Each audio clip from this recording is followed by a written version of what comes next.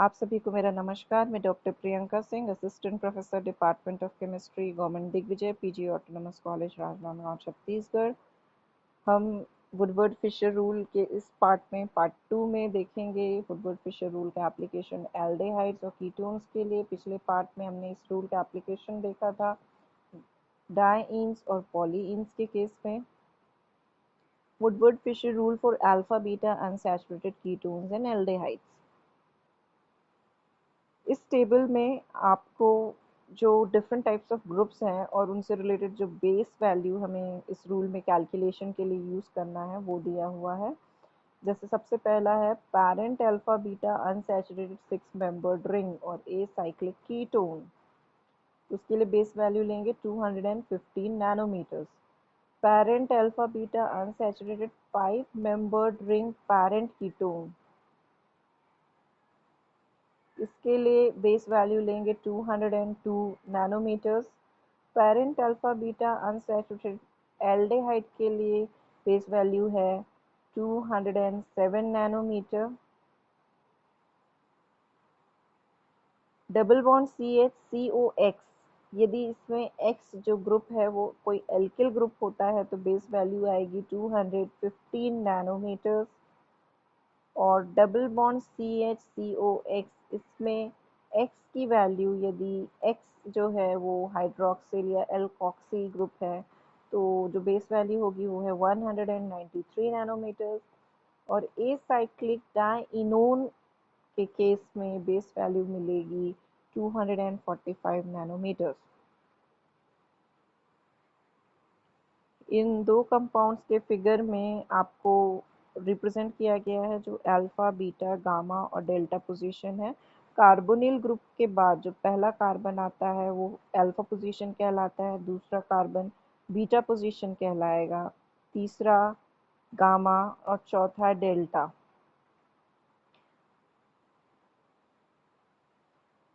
अब इस टेबल में हम देखेंगे कि जो बेस वैल्यू है उनमें कुछ इंक्रीमेंट वैल्यूज हमें ऐड करने की ज़रूरत होगी। तो अलग अलग ग्रुप्स के लिए ये इंक्रीमेंट अलग अलग होगा। किसी भी कंपाउंड के लिए लैम्डा मैक्स कैलकुलेट करना है तो हमें जो सब्स्टिट्यूएंट ग्रुप्स हैं उनके लिए इंक्रीमेंट वैल्यूज पता होनी चाहिए, इनफैक्ट याद होना चाहिए, तभी इस रूल से रिलेटेड क्वेश्चंस आप सॉल्व कर पाएंगे।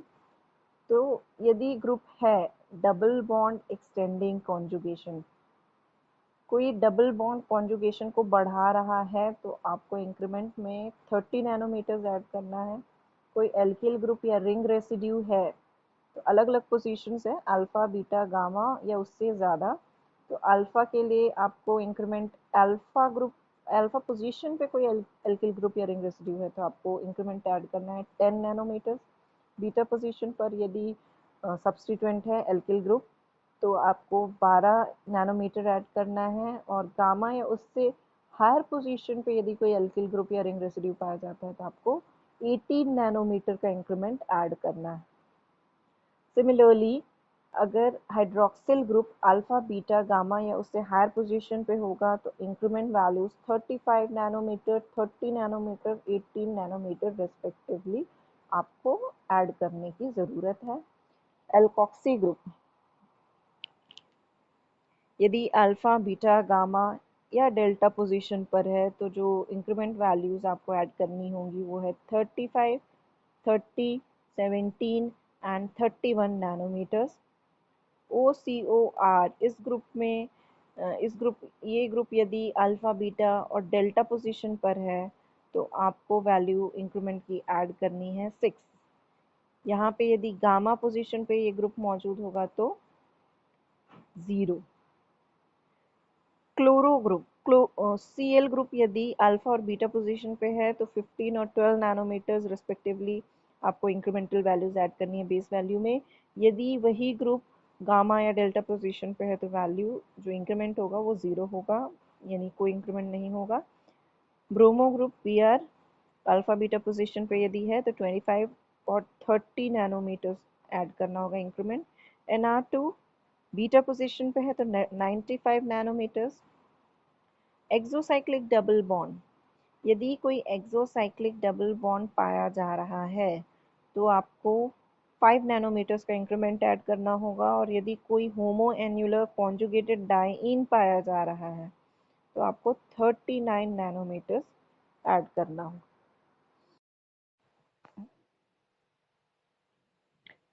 ये जो कंपाउंड है इसमें लैम्डा मैक्स की वैल्यू कैलकुलेट करनी है वुडवर्ड फिशर रूल को यूज़ करते हुए। ये जो बॉन्ड है ये एक अल्फा सब्स्टिट्यूएंट माना जाएगा।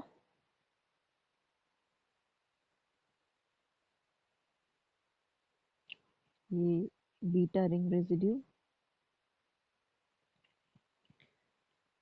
चूंकि ये compound alpha beta unsaturated 6 membered ketone है तो इसका बेस वैल्यू है 215 नैनोमीटर।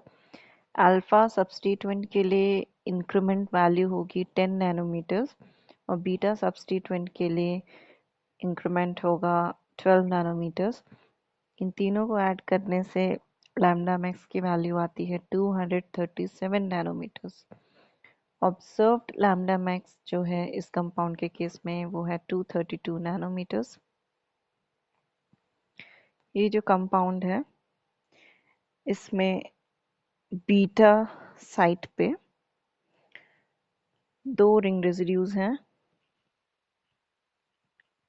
साथ ही साथ जो ये दोनों बीटा रिंग रेजिड्यूज हैं और ये जो डबल बॉन्ड है ये अपने एडजेसेंट रिंग के लिए एक्सोसाइक्लिक डबल बॉन्ड है।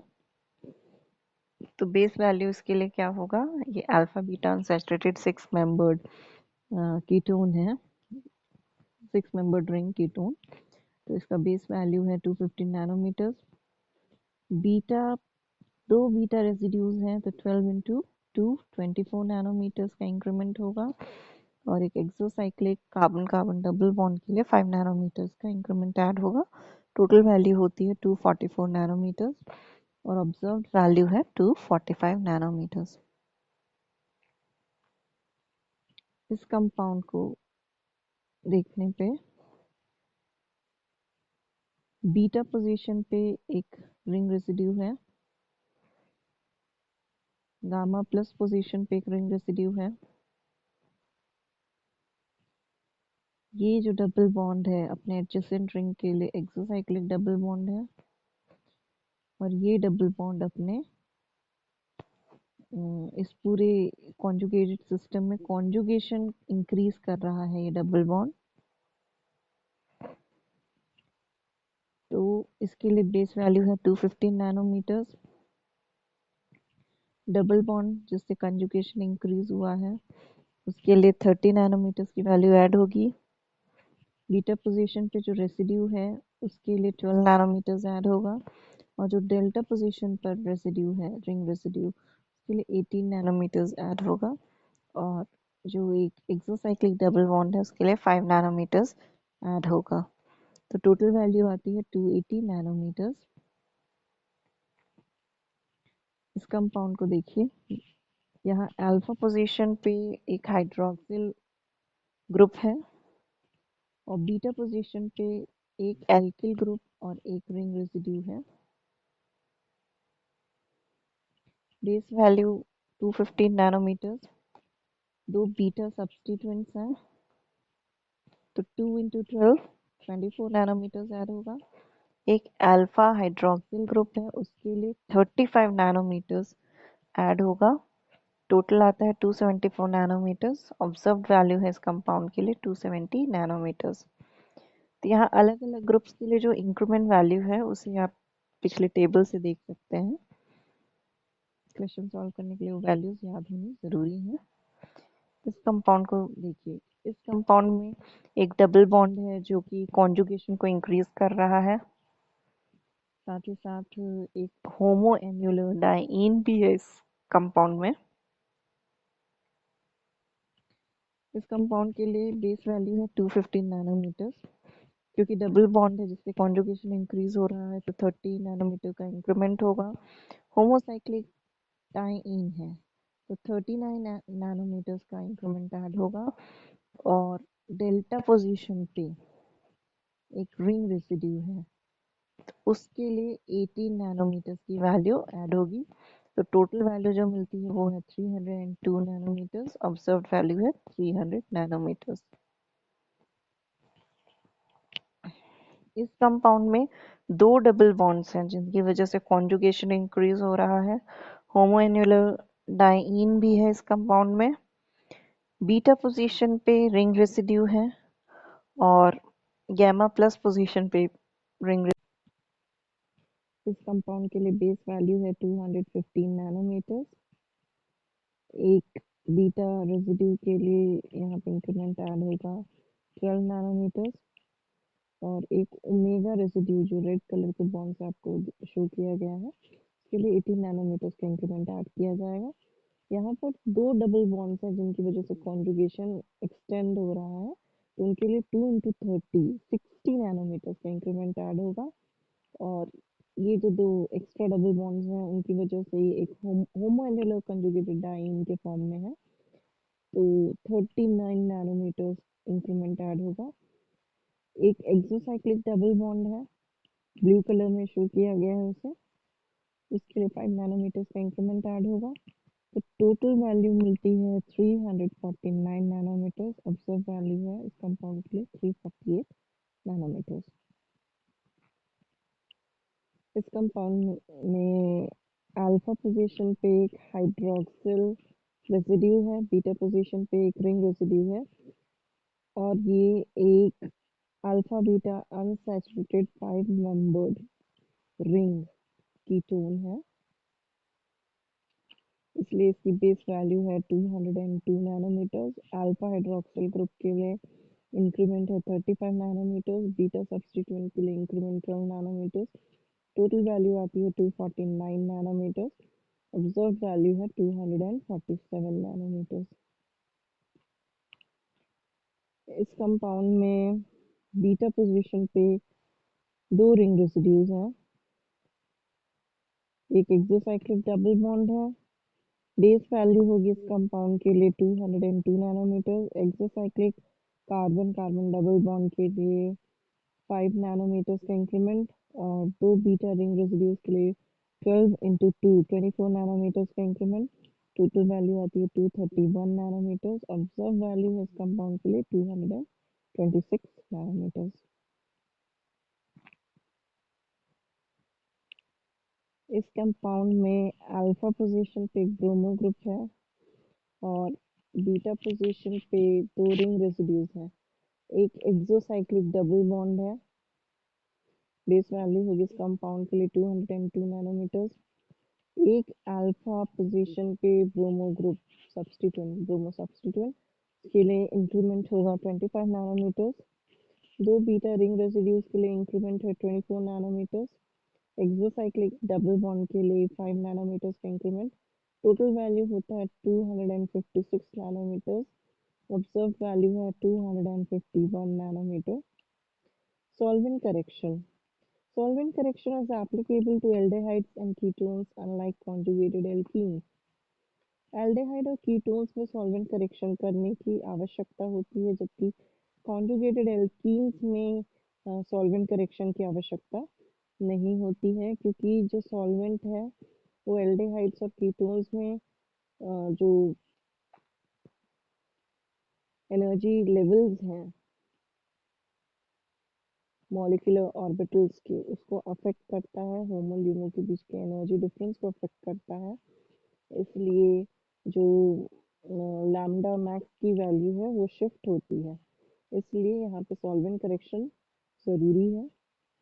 इस टेबल में अलग अलग सॉल्वेंट्स के लिए जो आवश्यक सॉल्वेंट करेक्शन है वो वैल्यू दिया गया है।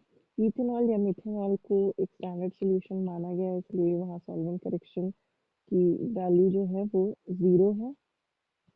वाटर के केस में -8 नैनोमीटर्स का सॉल्वेंट करेक्शन करना होगा, जबकि क्लोरोफॉर्म के केस में +1 नैनोमीटर, डाइऑक्सेन के केस में +5 नैनोमीटर, ईथर के केस में +7 नैनोमीटर और हाइड्रोकार्बन के केस में +11 नैनोमीटर्स का इंक्रीमेंट करना होगा।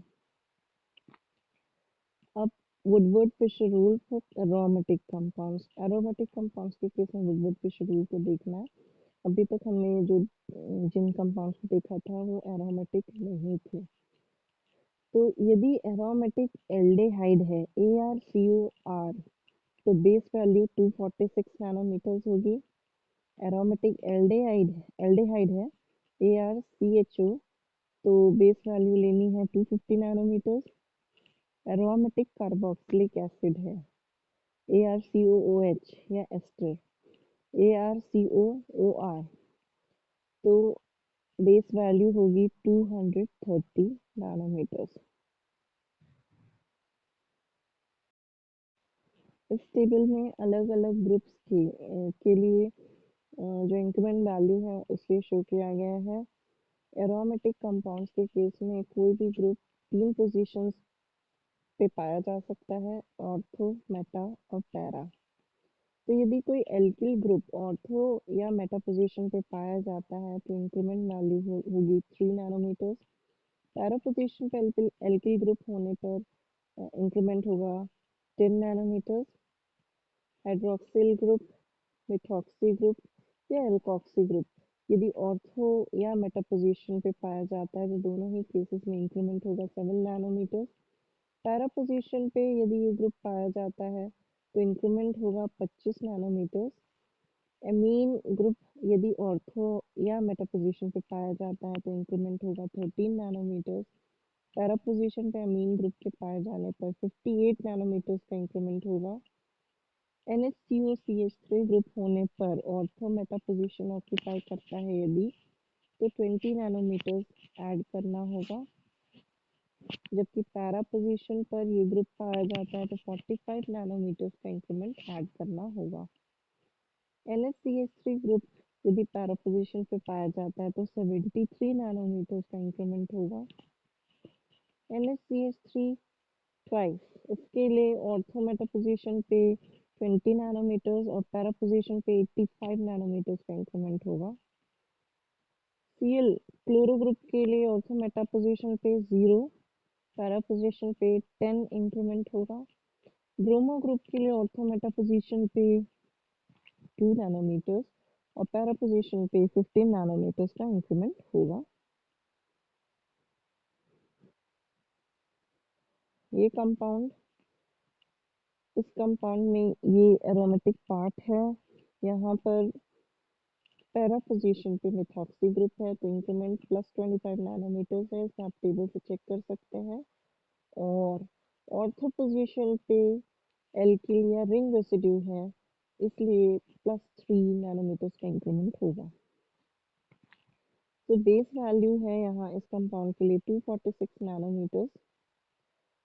ऑर्थो रिंग रेसिड्यू के लिए +3 नैनोमीटर्स का इंक्रीमेंट और पैरा मिथॉक्सी ग्रुप के लिए 25 नैनोमीटर्स का increment. Total value 274 nanometres. Observe value 276 nanometres. ये कंपाउंड, इसमें ये सर्कल के अंदर एरोमेटिक पार्ट को शो किया गया है। हाइड्रोक्सिल ग्रुप ऑर्थो पोजीशन पे है, इसलिए +7 नैनोमीटर्स का इंक्रीमेंट। एक रिंग रेसिड्यू ऑर्थो पोजीशन पे +3 नैनोमीटर्स का इंक्रीमेंट। मेटा पोजीशन पे क्लोरो ग्रुप, इसलिए 0 नैनोमीटर्स इंक्रीमेंट। बेस वैल्यू इस कंपाउंड के लिए 246 नैनोमीटर्स। ऑर्थो रिंग रेसिड्यू के लिए +3 नैनोमीटर्स का सम एडिशन। ऑर्थो हाइड्रोक्सिल ग्रुप के लिए +7 नैनोमीटर्स का इंक्रीमेंट और मेटाक्लोरो ग्रुप के लिए 0 नैनोमीटर्स। टोटल वैल्यू होती है 256 नैनोमीटर्स और ऑब्जर्व वैल्यू है 257 नैनोमीटर्स। इस कंपाउंड को देखिए, इस रिंग से एरोमेटिक पार्ट को शो किया गया है, केवल इस पार्ट में लगी हुई इनसे इस पार्ट से अटैच्ड रेसिड्यूज को ही ऑब्जर्व करना है। ऑर्थो पोजीशन पे ring residue +3 nanometre, meta position पे methoxy group +7 nanometres, para position पे methoxy group +25 nanometres. So base value 246 nanometres. Ortho ring residue के लिए 3 नैनोमीटर्स का इंक्रीमेंट, मेटामिथॉक्सी ग्रुप के लिए +7 नैनोमीटर्स का इंक्रीमेंट और पैरामेथॉक्सी ग्रुप के लिए +25 नैनोमीटर्स का इंक्रीमेंट। टोटल वैल्यू होता है 281 नैनोमीटर्स। ऑब्जर्व वैल्यू है 278 नैनोमीटर्स।